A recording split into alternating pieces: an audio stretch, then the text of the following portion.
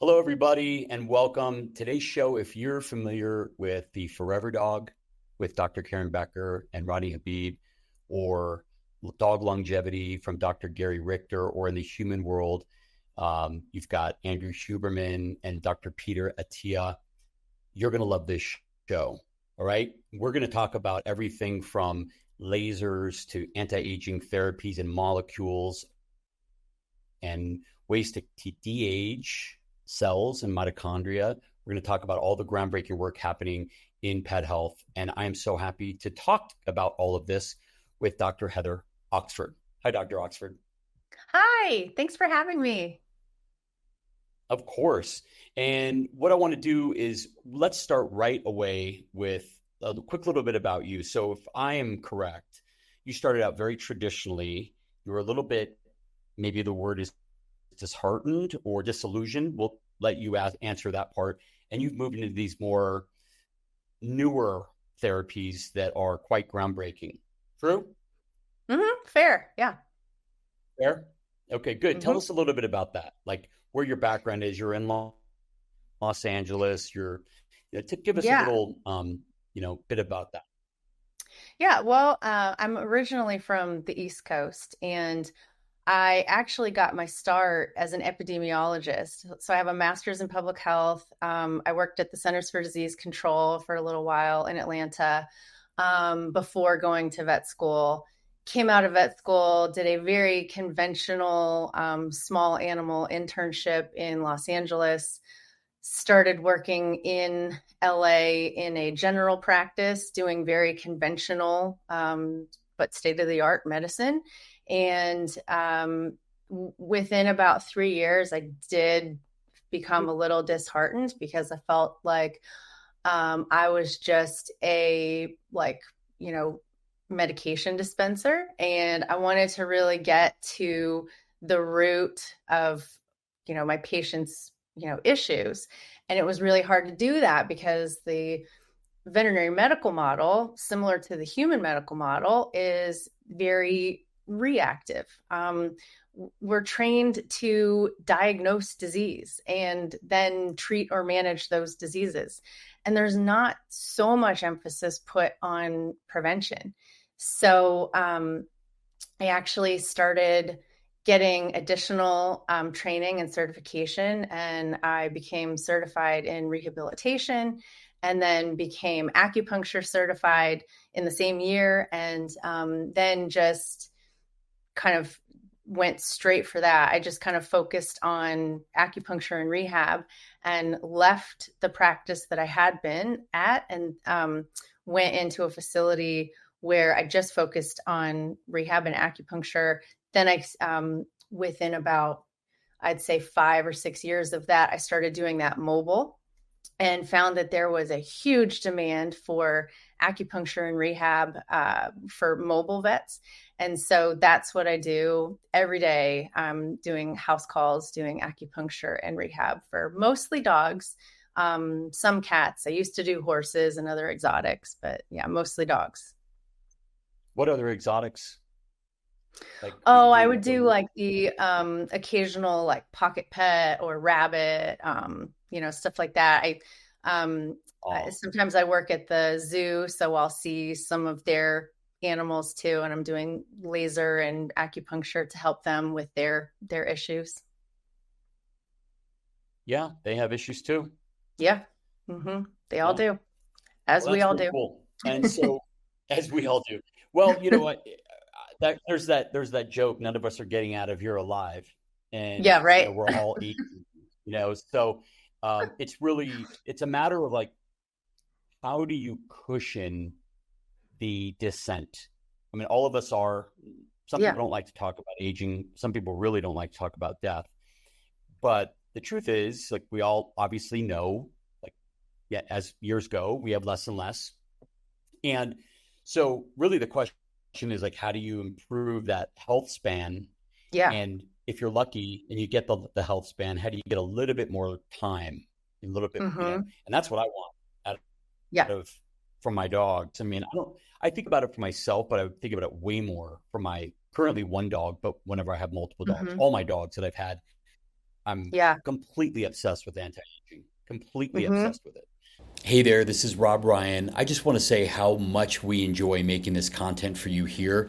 And if you are enjoying it, would you like our video down below? And would you subscribe to our YouTube channel? It sure does help us get discovered by more people like you who need information like this. And also, down below in our description, the top link is to our trial pack. We hope you'll order one for your dog so your dog can have fermented superfoods that give them nutrition like they can't find anywhere else. Hard to get nutrients that are easily absorbed. Thank you very much. Now back to the show. Yeah. Uh, and you know, As many I, of us are but these days. yeah, I yeah, mean, you look yeah. at I the mean, billions of dollars going into research and anti-aging. I mean, that tells you that that's where everyone's mind is going. Because what's better than trying to focus on your health span and your own longevity in life, yeah, really? I mean, um, and I'm glad you phrased your comment that way with health span instead of just lifespan extension, because that's really the goal of all of this anti-aging research, is not to extend lifespan without regard for our health span. Our health span is the lifespan that we have free of disease or, disability. And so that's what we all really want to extend. None of us really want to be yeah. disabled or, have multiple morbidities that we're dealing with and continue to live like years and even decades with that. Like, no one really wants that. So, and it's important for you, Rob, to focus on your health span too, because it gives you more years taking care of your dogs. So, That's right. That's right. Yeah. Yeah, Hmm. yeah. I mean, you know, the there's a million thoughts going on in my head, and one of them is that the best vets that I've been very fortunate enough to know and have meals with, we talk about squaring the curve. Are you familiar with that term? Hmm. Yeah. So Compressing the just morbidity curve. Yeah. Yeah. yeah, So you yeah, want to have you right now we have a curve that kind of like looks like this. And so as an animal or as a person gets like above middle age, we're kind of in this like free fall zone where we're going into like poorer health, and leading us into like chronic disease and morbidity and disability, mobility issues. But what we really want to do is we want to compress that curve, which means like we stay at the peak longer, and then we just kind of like a roller coaster. yeah, Because yeah, I think everyone wants like to maximize our really good health, right? As long as we can. yeah. And then maybe like experience like a sudden, issue that just takes us out quickly. No one wants to suffer for a Yeah. prolonged period of time. And we don't want to see our pets do that either. No, it's like you want your life like your rock stars. You wanted it when their voice is great. You want them to end right at the Hmm. peak, and not like you don't want Yeah. that really bad like performance where they don't sing well and they look horrible. Like, you want to remember them the way. The cringe. Yeah. We want to minimize the cringe. Yeah, the Yeah. cringe, minimize the cringe. Yeah. Yeah. So there are a lot of things. Let's start like the top biggest punches for your buck in terms of anti-aging. And I'm just gonna guess you're gonna say diet and exercise. Those would be good guesses. Yep. You're right. Yeah. Um, yeah. I think a lot of people are like, which one's the most important? I think, on one day I would say diet is the most important thing. The next day I might Yeah. reconsider and say exercise. Those two are like hand in hand. You really need both. You need a good Yeah. quality diet. Look, we've got meta-analysis after meta-analysis looking at human data. Yeah. We don't really have this so much for veterinary species. But we do Sad. have a lot of food research for humans. And we know that processed foods and ultra processed foods never, ever, ever result in a positive health outcome for a human. But wait a second. Um, Wait a mhm. second, Dr. Oxford. We're now just recently hearing that processed foods can be healthy. Have you seen these crazy studies? Yeah, yeah. It's pretty terrible. I like following Mark Hyman. He's Oh, yeah. got some great posts specifically about these findings that have just come out. Love Mark. Yep. So, I mean, it's just you can't if it doesn't make sense, it's there's something fishy. Yeah.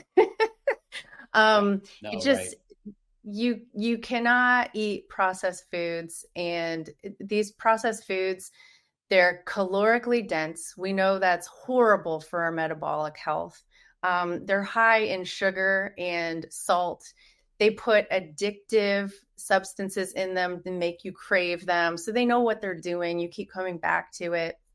Um, they're typically very low in fiber, which is terrible for our gut health and our microbiome. Yeah. They're usually very high in carbohydrates, which again, like humans can tolerate like a certain number of carbs, like a certain amount of carbs, but we can't expect to be healthy long term if we are eating a carbohydrate rich diet. It's Yeah. associated with cardiovascular disease, metabolic disease, endocrine disease, Yes.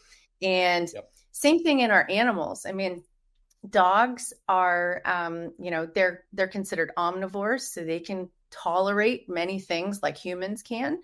Um, but even dogs, they shouldn't be on these carbohydrate rich diets. I mean, most of these processed foods that you see are anywhere from like 40 to 50 to even 60% carbs.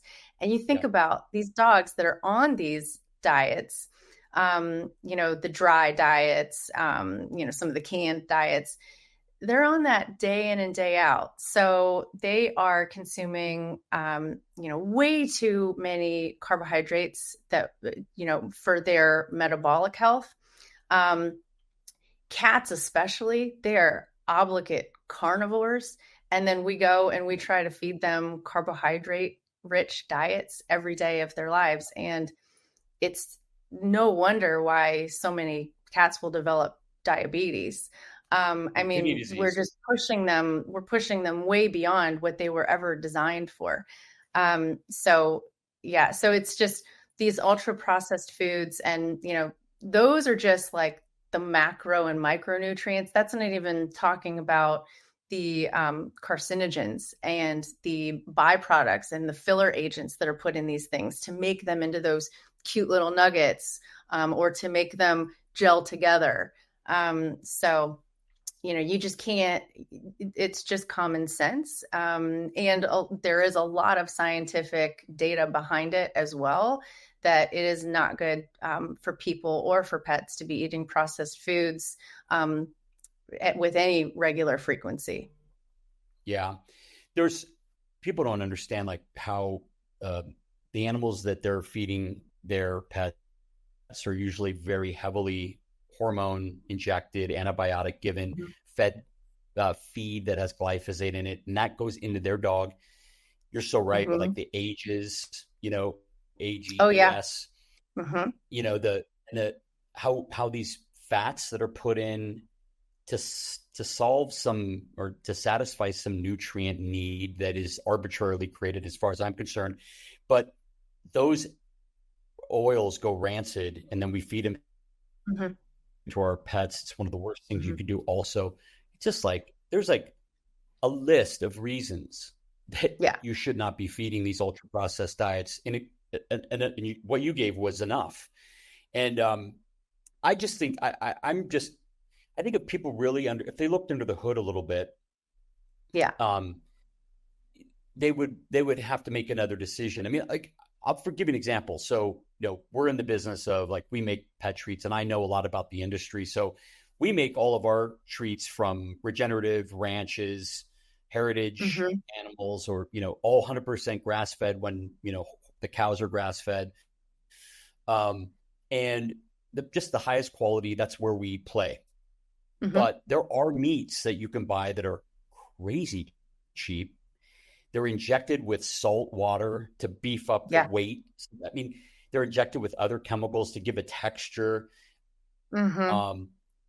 Recently learned that you could buy berries that are injected. Well, you buy without asking the right questions. There are berries. We wouldn't buy them because they're non-organic, but they're non-organic and they inject them with sugar again to make them sweeter and make them heavier. So they're, they sell by the pound. I just Mm-hmm. heard that from another company, another person. Yeah. So it's crazy when you look at the supply chain. Just look, when Yeah. people don't know what supply chain means, it just means where you source your products, your ingredients, and it's everything. It's Mm-hmm. everything. It is. All right. So exercise. Now, the Mm-hmm. exercise, would you put strenuous exercise or like like how would you qualify exercise in terms of anti-aging? Well, I look at it this way. We've got two types of muscle fibers. We got type 1 and type 2. Type 1 are more like postural, and we use those more when we're doing like aerobic or endurance type exercises. And they are more resistant to fatigue. So you can do more of those types of exercises in a day. But then you've also got the type 2s that you need to work too. And those are your more fast twitch, the ones that are more associated with strength training. So in human literature and in a lot of the dog research that we have, much of which is coming from Dog Aging Project, but there are some rehab vets that are doing some cool research too. We know that we need both types. And as we age, we experience sarcopenia, which is basically an aging related loss of muscle. And so, our bodies are kind of wired to start losing it at a certain point. But we can do a lot with exercise to preserve that.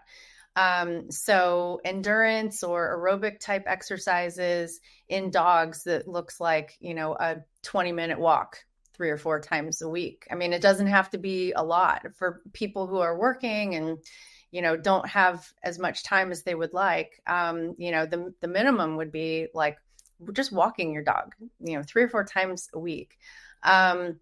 Also, things like swimming are good, aerobic or endurance type workouts, and like just jogging, so more kind of like light stuff. And then when you're looking at more strength training, those strengthening exercises, those would be things like having your dog do sprints, like letting your dog just open up and sprint once a day. Tug of war. It's a game that you can play with your dog, but it's actually strengthening them. It's great for their hindquarters, great for their back, those apaxial muscles. So, tug of war is a great strengthening exercise. Doggy play dates where they're just like really wrestling and kind of like jumping around. That's actually strengthening. So, exercise doesn't have to be, super hard or, unfun. It's just incorporating either strengthening or some form of cardio or endurance into your daily routine and trying to balance, a little bit of strength and a little bit of cardio throughout your week is really the key to preserving that muscle. And also we know that it also helps to preserve cognitive function in people and in pets. So I think it's Amen. great. I mean, people who own dogs especially can really, both you and your dog can go out and engage in these activities and make yourselves, both of you, healthier and, improve your longevity. Yeah. It sounds like you're really referring to like cross training, multiple different types, vary it up. There's no rule. Do what you can when you can. I do high intense interval training with my dog, for me first, with him. Mm-hmm. So there's sprints and there's stops, uphill, downhill, all that good stuff. And I'm lucky because he fetches. But for the dog that doesn't fetch, just get on a bike and do a few sprints and then walk your bike the rest. Just get all of those muscles engaged. Yeah, exactly. And talking about engaging muscles, like engage the brain too. Do some Totally. like hide and seek games Yes. with especially like an older dog. It's a great Yes. way to get them moving, but also like get the wheels in the brain moving a little bit too. And Absolutely. I do get asked a lot because I focus much of what I do in rehab and acupuncture is on senior pets. And so some of them are coming to me already with mobility issues. And so these are dogs that can't sprint or they wouldn't be able to make it 20 minutes on a walk. So for older pets, we're already seeing signs of frailty and mobility issues. I recommend just nice, slow walks, short walks, but make them more frequent throughout the day. So the Yeah. more frequently we can get moving is actually really helpful for mobility and for decreasing how much discomfort they're perceiving. Yeah. We know with older people, humans, Mm-hmm. that when you have muscle loss as you get older, it's a signal to the body you're dying. And so you tend to die a little earlier. Do you think that's the same with dogs? I think it's such a General. complex syndrome that's happening during aging that it's not just that. I think the muscle loss is a symptom of what's happening at the cellular level. Sure. So by the time you're seeing the muscle loss, you've already got a lot of underlying markers for aging or these hallmarks of aging that are already there. So I think it's just it's really complicated, but I've really, in the research that I've done, I've really started to understand that age per se is not a disease, but Yeah. aging actually is a disease process. It is Yeah. it is textbook for the same characteristics that you see in disease processes. You see Yeah. the same things in aging now that we know like the 12 biomarkers for aging. So it's just more knowledge for us as pet owners, but also as vets to know where we can intervene in that process. Okay. No, I, Yeah. I love that. And so I know you're working, your big project right now that it sounds like you just finished is a paper on anti-aging. So can you tell us a little bit about that and where that paper will live? Oh, yeah. So that paper, I wrote a scientific review article for the Journal of the American Holistic Veterinary Medical Association. So if you go to jahvma .org, you can find it. Also, if you go to my Instagram at Dr. Heather O, there's a link in my bio to get right to that paper as well. Yeah. Okay. So I Is it highlighted, DR or the full word doctor? what's that? Is it Dr. DR or DOCTER? Dr. Oh, Heather O, it's like how, just DR. Yeah. okay, Dr. Heather O. Yeah. great. And yeah, I did these compounds that I chose these compounds because they've either already shown lifespan or health span extending properties in laboratory species, or they've got a lot of clinical trials going on in humans right now. And also, these molecules already have some safety data for companion animal species. So that's kind of the criteria I used when selecting the molecules that I did to review. But a lot of the molecules are things that probably many of your listeners already are, giving their pets or taking themselves. Many of them were things that I had already done as an integrative practitioner, even before I got into the anti-aging stuff. So like something like quercetin. I know a lot of people have probably done quercetin for allergies, because it's kind of, the claim to fame is like nature's antihistamine. But quercetin has some really great like longevity properties as well. Curcumin is another one that's probably commonplace in a lot of households. And curcumin is a fabulous molecule that helps regulate mitochondrial function and quality. Most people don't know that about curcumin, or we might be already using it as like an anti-inflammatory, which it's also excellent for. But it also has this really cool like longevity property to it as well. So yeah, it was a really fun project for me because I got to really dig into the science that's out there in every species. So I looked at like everything from laboratory, like fruit flies and worm studies, mice, any dog and cat data that's out there, and then human stuff. And it's all compiled and put into this paper.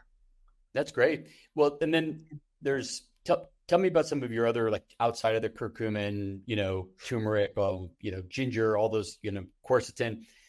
There's these other medications that are classified as drugs that, like if you're, as I entered, the podcast today with those names of Huberman, Gary Richter, Karen Becker, all those people, Tim Ferriss talks a lot about rapamycin and all these things. Tell us about those things and a little bit about how they may work.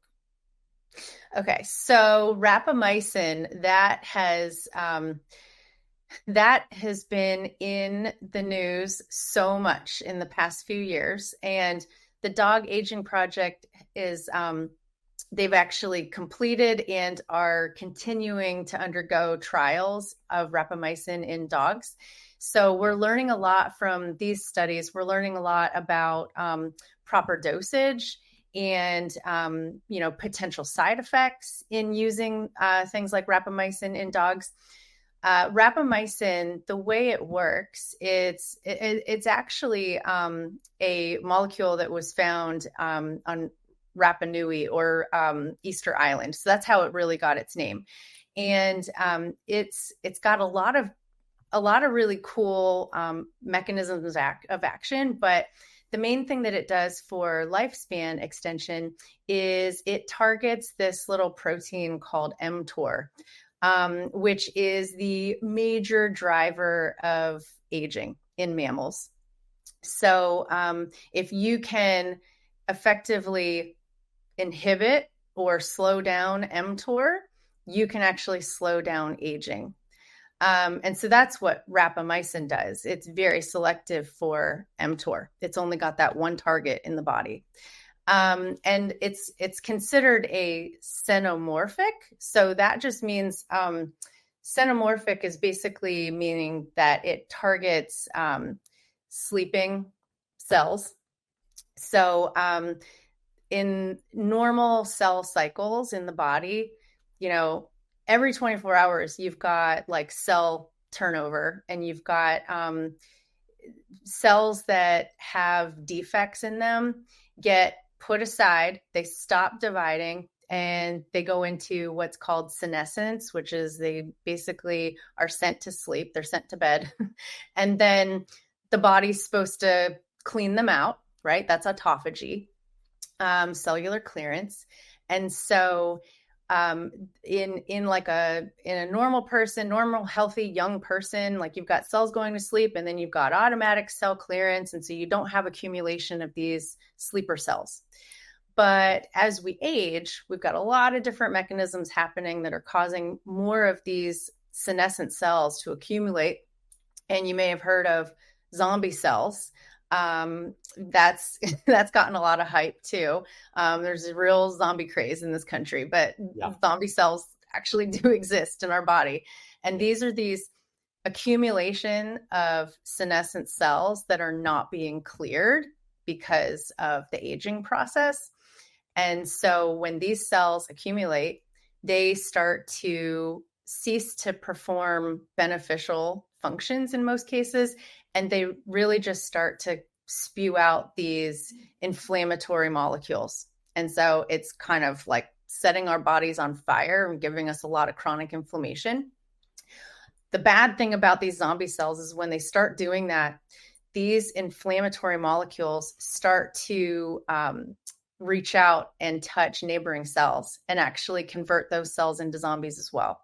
So what rapamycin does, it doesn't actually kill the zombie cell, but it actually affects the inflammatory baggage of these cells. So it really mitigates that inflammatory spewing of that toxic material to other cells. So you contain it and you have less inflammation. Yeah, that's interesting. And the reason they're called zombie is just what you said. They touch and they infect. Essentially, they convert these other cells into zombie cells, which is horrible. So mTOR. So I know that one of the things you can do in my own life, and because we're talking about mammals, that includes us, dogs. Like the cool thing about human medicine is even if the money hasn't been spent in the animal world or dog world, you can usually make inferences and, you can at least look at some other options, and then you have to figure out safety and dosage and all that. But I know what we just talked about, exercise can reduce or inhibit mTOR. It's one of the strategies, omega-3s, polyphenols, right? Trying to think of, there's other that really easy. Oh, intermittent fasting, calorie restriction. True. Yep. We're all true. Fans of that. Yeah. Intermittent fasting is a really, really potent intervention against disabled macroautophagy, which is one of the hallmarks of aging. So, if you participate in intermittent fasting, which is basically like limiting your eating window to somewhere between like 6 to 10 hours, and then you don't eat outside of that window in a 24-hour cycle, you're inducing more autophagy. So you're helping your body to clear out those zombie cells. Yeah, exactly. And when you're talking about the mTOR pathway, all these pathways are incredibly complex, but we do know that exercise and caloric restriction or intermittent fasting, they both are driving up NAD levels, which are triggering an enzyme which inhibits mTOR. So you don't need rapamycin specifically to do it. And I would actually go even further and say you should not be supplementing or, doing pharmaceutical interventions if you're not already doing the right, key things with your lifestyle.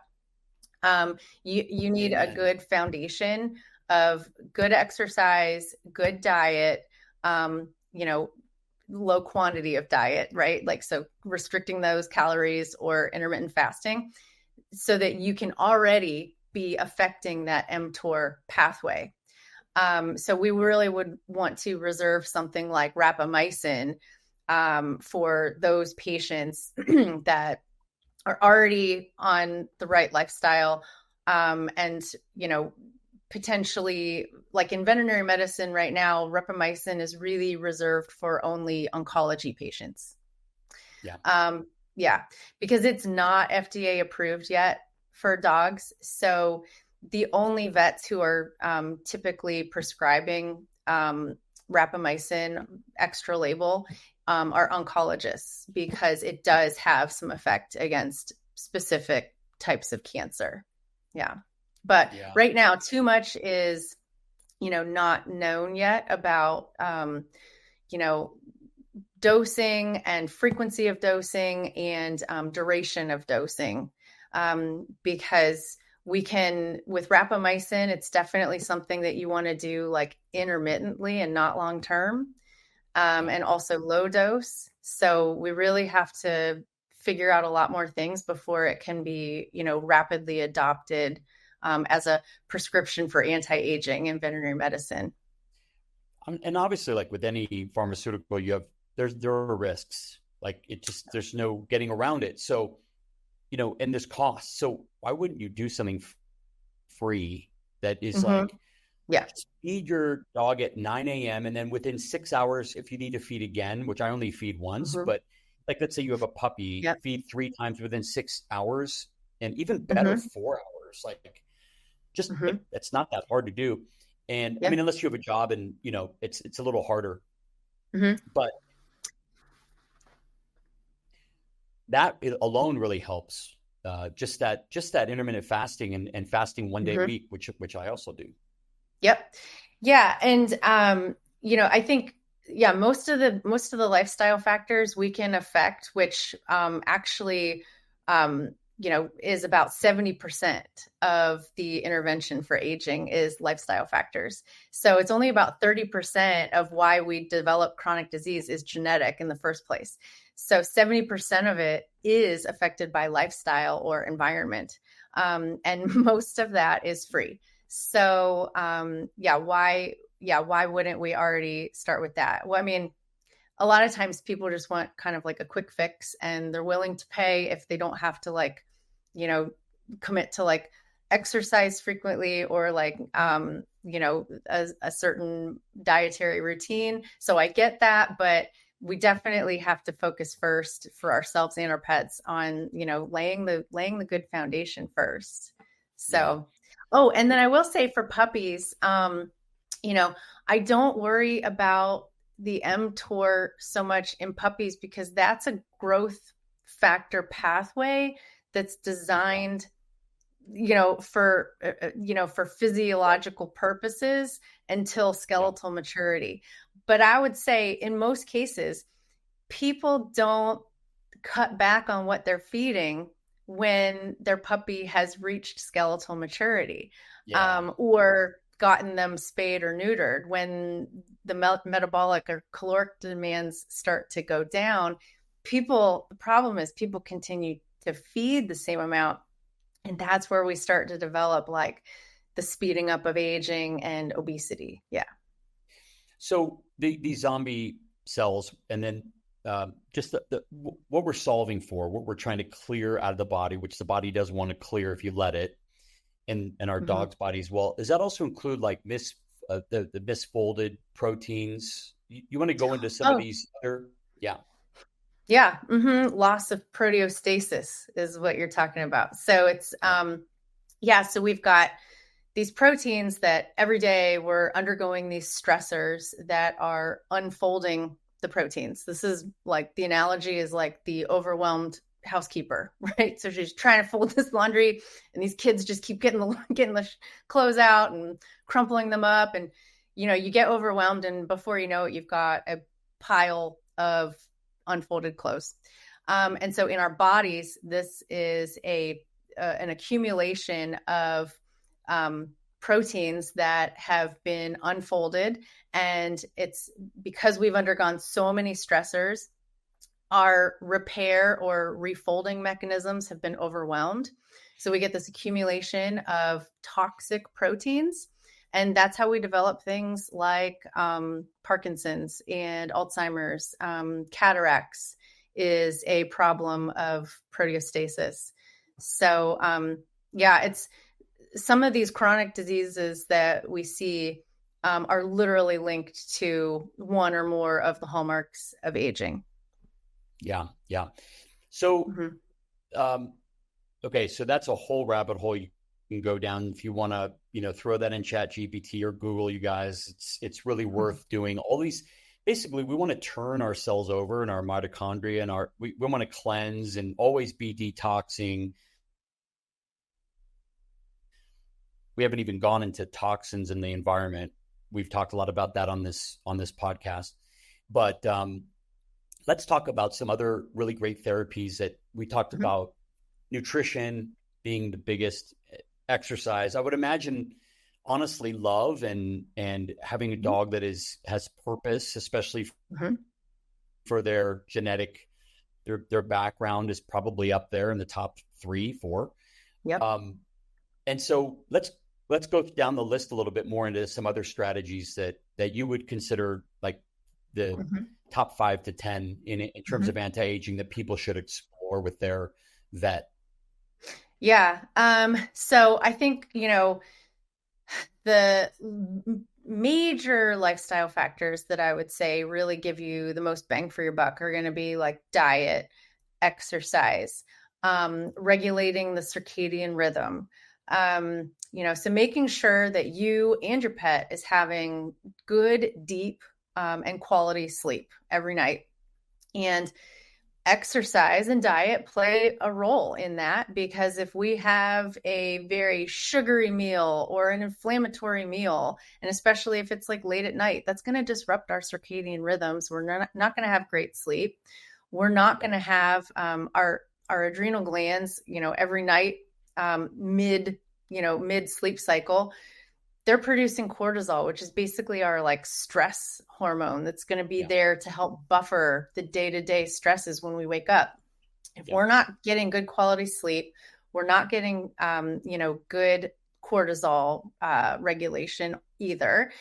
And and as we age, we start to develop even more of a sleep-wake cycle disruption, which can, lead into cognitive decline. And so it's just this vicious cycle. Also, if we're sedentary most of the day, we might have more trouble sleeping at night than if we were actually active during the day. It's same thing for our dogs. So I always say to people, like, keep waking your dog up throughout the day. Don't let them sleep all day because they're going to be up all night. So yeah, good quality sleep. And it's important to remember that, sleep, the circadian rhythm actually regulates the expression of genes and proteins. So if that rhythm is disrupted, we are going to be experiencing molecular and cellular changes as well. So it's really important. Another thing that I think is really important is, there's a lot of talk right now about spay and neuter protocols and should they change. I actually am I'm an advocate for an individualized protocol. So maybe not every dog and cat should be spayed and neutered, especially at a particular time in their age. So I think that, sex hormones, we know from a lot of dog and human literature that sex hormones actually slow down aging and they offset a lot of chronic disease development. And what we've been doing by removing those hormones surgically can have some detrimental effects in the lifespan of these dogs, especially. Maybe not so much in the cats, but especially in dogs, we know that leaving them hormonally intact for longer does help prevent orthopedic, metabolic disease, endocrine disease, even some cancers. So like osteosarcoma, lymphosarcoma, prostate cancer, those are all things that sex hormones actually protect against.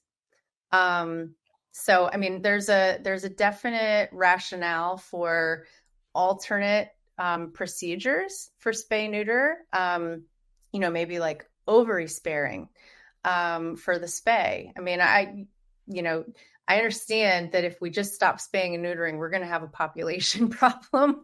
So we can't just blanket statement say stop doing it, but there's an individualized approach that's going to work better for our pets' long-term health. Yeah.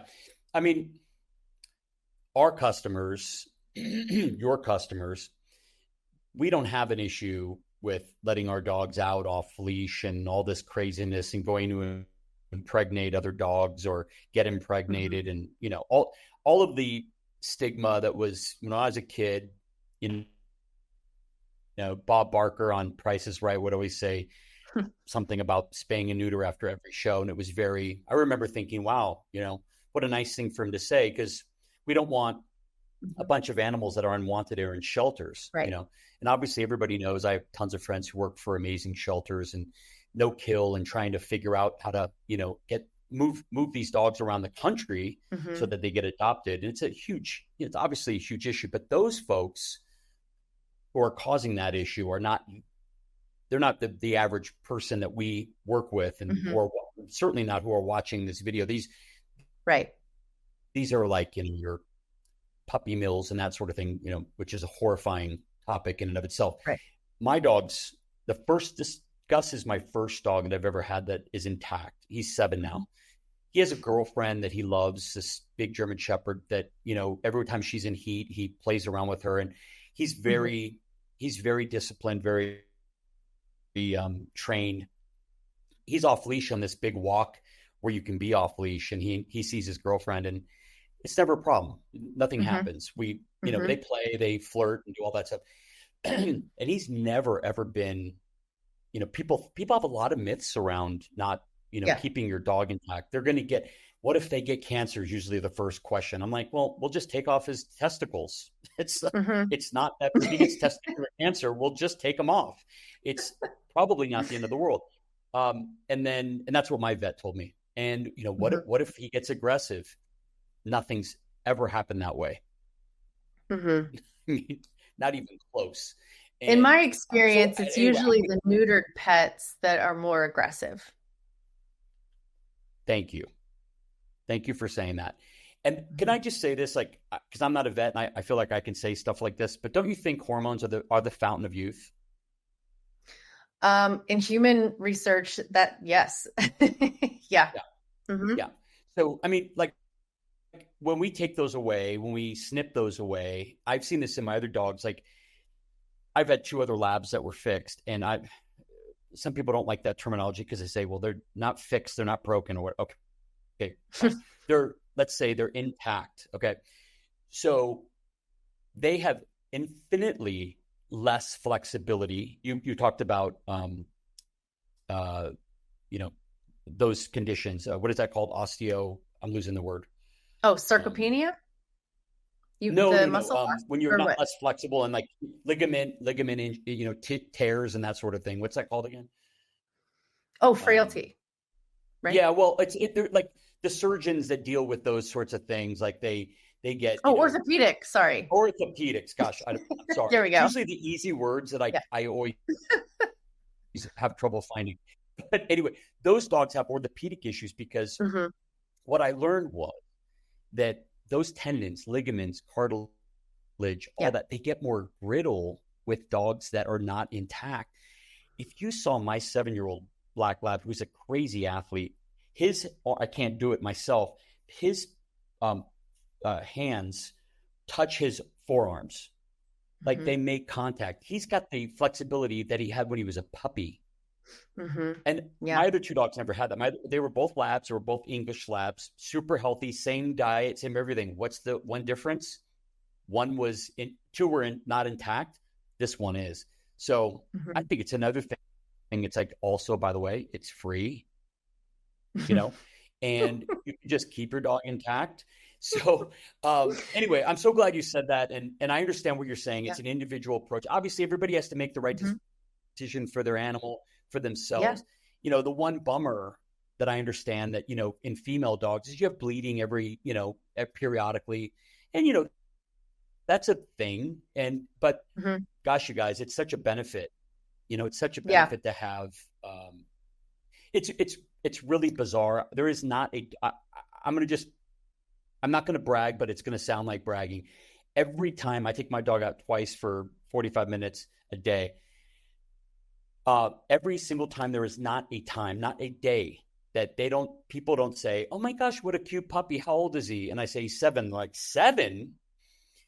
Now I know that has a lot to do with the way I love him, the way I feed him, the way I exercise him. But I'll tell you, a lot of it has to do with him being intact.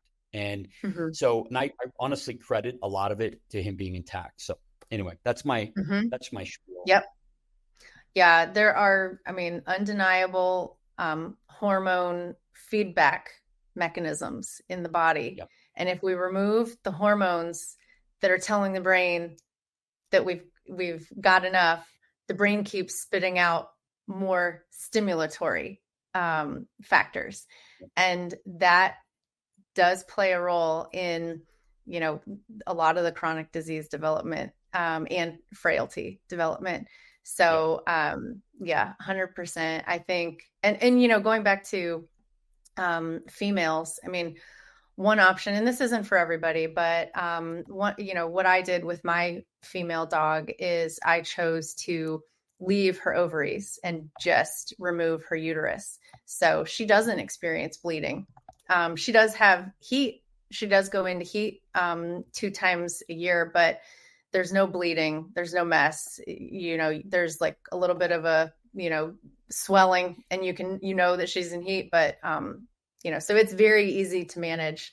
A lot of vets can do that procedure. Many vets can do a vasectomy for males. So you can leave them hormonally intact and yet still eliminate the possibility of reproduction. Well, this is what I try to tell everybody: get an amazing vet in your corner who has these sorts of answers, because folks, there's usually always an answer. And if you have the really great people, even if by Zoom consult, if you can do that, or telehealth consult, you get somebody like Dr. Oxford, heatheroxford.com, by the way, get somebody like that on your healthcare team for your dog, so you have the right answers. It will pay off multiples. At the end of the day, you'll save yourself a lot of time, a lot of heartache, a lot of struggle. You have your dog living longer. But get somebody great on your team, or get a big team together. That's, even a 2 or 3 vets that you can call on, and they could be advisors to you. So, yeah. Mm-hmm. So Dr. Heather Oxford. So it's heatheroxford.com. And then at your website, you'll be able to get to your socials. Highly recommend people go and visit your website. And thanks for being with us today. This is, for me, just super stimulating and a really wonderful conversation. Yeah, absolutely. Thank you for having me. I love speaking about longevity medicine. So any chance I get, I love to. Yeah, right. It's a great topic. Well, thanks everybody for watching. And Dr. Heather Oxford, thanks so much. Have a great day, everybody.